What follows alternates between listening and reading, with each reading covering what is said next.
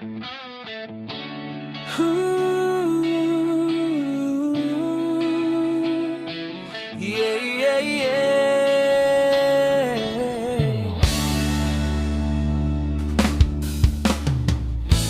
นเคยเดินหลงทางอยู่กลางความเหงา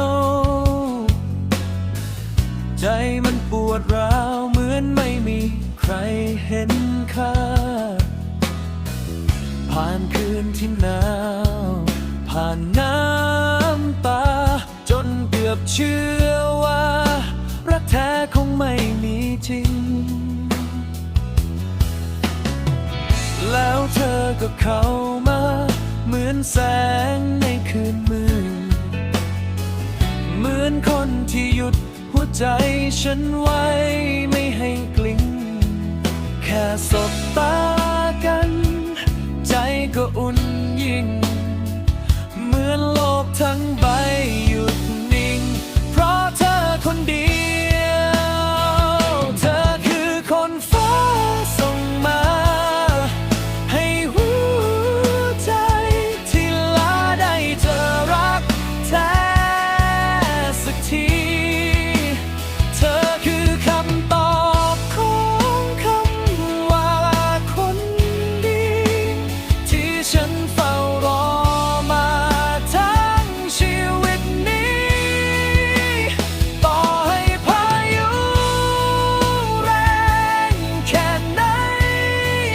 ฉันก็จะไม่ปล่อยมือเธอไปจากตรงนี้เธอรักคือพรจากฟ้าที่มีฉันเชื่อเต็มที่เธอนี่แหละฟ้าส่งมา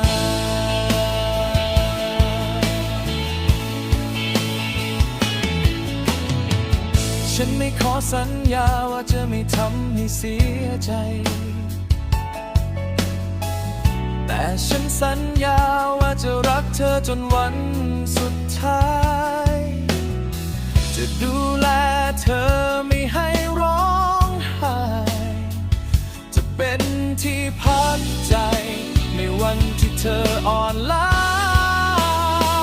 เธอคือคนฟ้าส่งมาให้หัวใจที่ลาได้เจอรักแท้สักทีเธอคือคำตอบของคำว่าคนดีที่ฉันเฝ้ารอมาทั้งชีวิตนี้ต่อให้พายุแรงแค่ไหน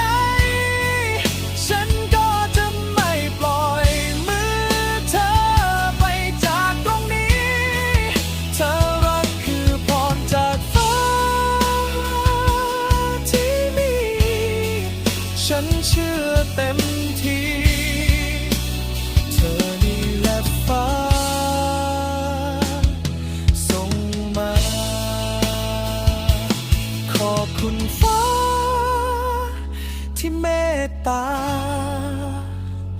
ส่งเธอลงมาให้ฉันได้รักอีกครั้ง